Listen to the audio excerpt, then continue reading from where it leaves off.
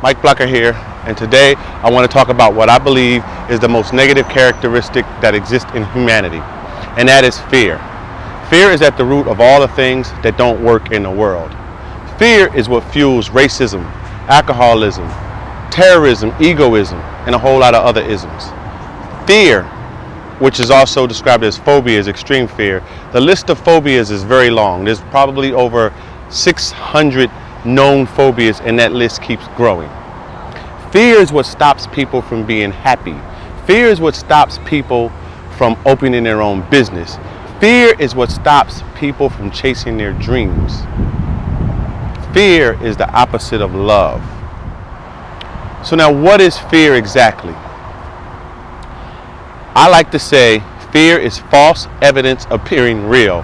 Now I'm going to say that one more time so you can get it. Fear is false evidence appearing real. Fear is a response to an imaginary threat. We are always fearing things that might happen in the future or things that have already happened in the past. Either way, these things aren't happening in the moment. Fear of failure is the biggest fear that I suffer from, and it shows up in many areas of my life. So I want to just give you one example.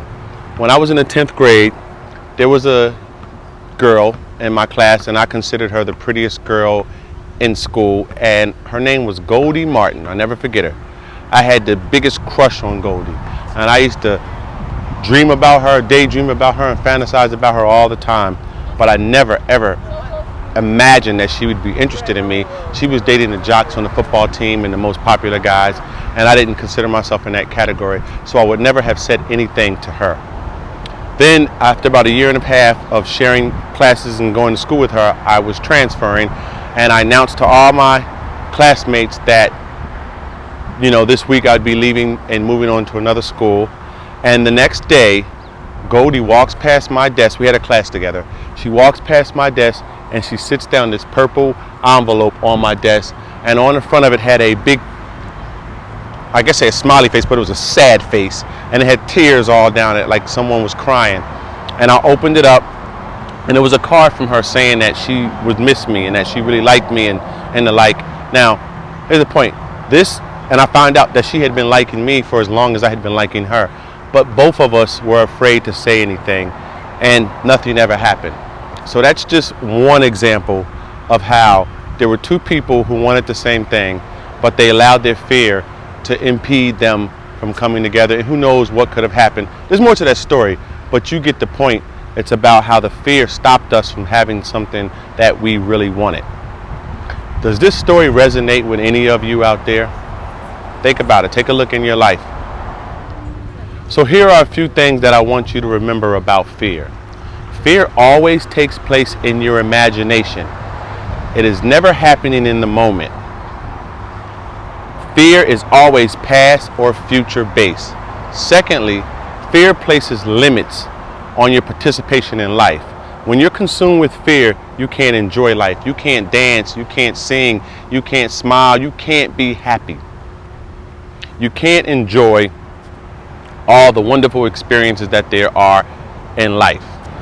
The only two motivating forces in the world is love and fear. Everything we do is out of our love for something or the fear of something. You go to work because you love money and you like all the things that the job provides, the security, etc. Or you go to work because you're afraid of being homeless.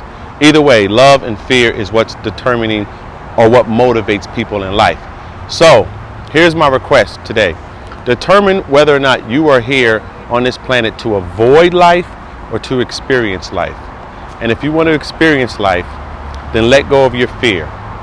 Fear is the opposite of love. God is love, therefore fear is the opposite of God.